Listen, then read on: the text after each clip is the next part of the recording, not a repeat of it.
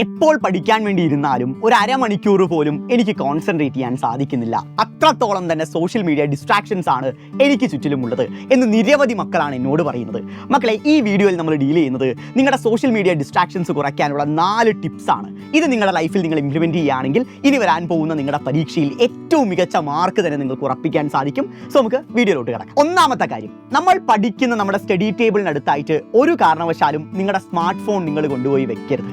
കാരണം എന്തെങ്കിലും ഒരു നോട്ടിഫിക്കേഷൻ കണ്ടാൽ ഉടനെ തന്നെ നമ്മൾ അതെടുത്ത് നോക്കും. പിന്നെ ആ നോട്ടിഫിക്കേഷൻ്റെ പുറകിലുള്ള റീൽസായി പിന്നെ നമ്മുടെ ശ്രദ്ധ കംപ്ലീറ്റ്ലി മാറിയിട്ട് പഠനത്തിൽ നിന്ന് തന്നെ മാറിയിട്ട് നേരെ ഈ പറയുന്ന സോഷ്യൽ മീഡിയാസിലോട്ട് മാറും. സോ ഫസ്റ്റ് വൺ, ഉറപ്പായും നിങ്ങളുടെ മൊബൈൽ ഫോൺ നിങ്ങൾ പഠിക്കുന്ന പരിസരത്തെ വെക്കരുത് എന്ന കാര്യം ശ്രദ്ധിക്കുക.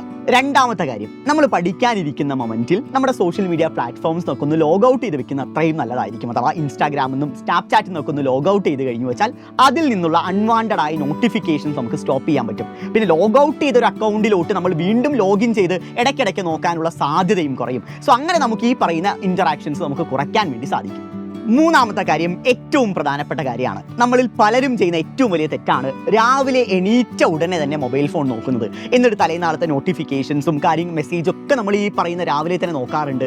അത് നിങ്ങളെല്ലാവരും ഒഴിവാക്കണം. സോ രാവിലെ നമ്മുടെ മൈൻഡ് അത്രത്തോളം തന്നെ ഫ്രഷ് ആയിട്ട് കീപ്പ് ചെയ്യേണ്ട സമയമാണ്. സോ ആ സമയത്തുള്ള മൊബൈൽ ഫോണിൻ്റെ യൂസേജ് കംപ്ലീറ്റ്ലി നിങ്ങളങ്ങ് ഒഴിവാക്കുക.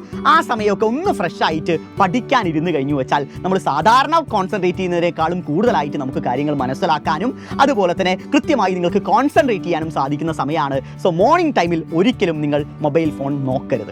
നാലാമത്തെ കാര്യം, അതും വളരെ പ്രധാനപ്പെട്ട കാര്യമാണ്. ഇപ്പം എൻ്റെ ഇൻസ്റ്റാഗ്രാമിൻ്റെ ഫീഡ് എടുത്തു കഴിഞ്ഞു വെച്ചാൽ അതിനകത്ത് പലപ്പോഴും വരാറുള്ളത് മൂവീസ് ഓറിയൻറ്റഡ് ആയ റീൽസ്, എൻ്റർടൈൻമെൻറ്റ് റീൽസ്, അതുപോലെ തന്നെ ഗോസിപ്പുകൾ, അങ്ങനെ പലതുമാണ്. സോ അങ്ങനെയുള്ള കാര്യങ്ങൾ നിങ്ങളുടെ ഇൻസ്റ്റാഗ്രാമിലും വരുന്നുണ്ടെങ്കിൽ ഉറപ്പായും അത്തരം ഫീഡുകൾക്ക് കാരണമായ പേജുകൾ അൺഫോളോ ചെയ്യുക.